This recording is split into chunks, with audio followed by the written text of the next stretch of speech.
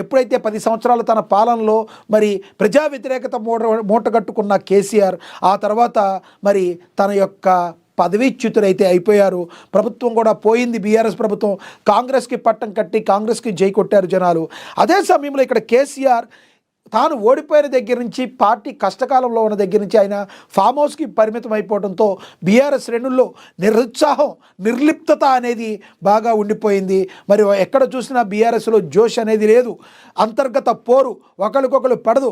మరో పక్కన కవిత కాంగ్రెస్ పార్టీ కంటే కంట్లో నలిసేలాగా కవిత ఉండడం కూడా మరి బీఆర్ఎస్కి కొరకరాని కొయ్యగా తయారైందంటంలో మరి అతిశయోక్తి కాదు.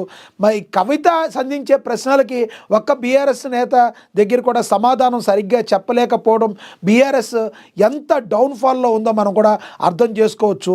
మరి ఇవన్నిటిని కూడా బయటపడేయడానికి, మరి పునరుజ్జీవాన్ని తీసుకురావడానికి, కార్యకర్తల్లో ఆత్మవిశ్వాసాన్ని నూరిపోయడానికి ఏదైనా మరి ఒక ముందుండే నాయకుడు కావాలి అంటే మరి అందరికీ తెలిసిన వ్యక్తి, వాళ్ళ పార్టీలో అందరూ నమ్మదగిన వ్యక్తి.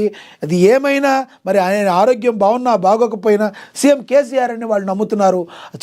నడిపించే నాయకుడు బలంగా ఉన్నప్పుడే పార్టీ ముందుకు వెళుతుందని కార్యకర్తలు అందరూ కూడా అనుకుంటున్నారు. దానిలో భాగంగానే 21న కేసీఆర్ భేటీ పాలమూరు సభకు వ్యూహరచన చేస్తున్నారు.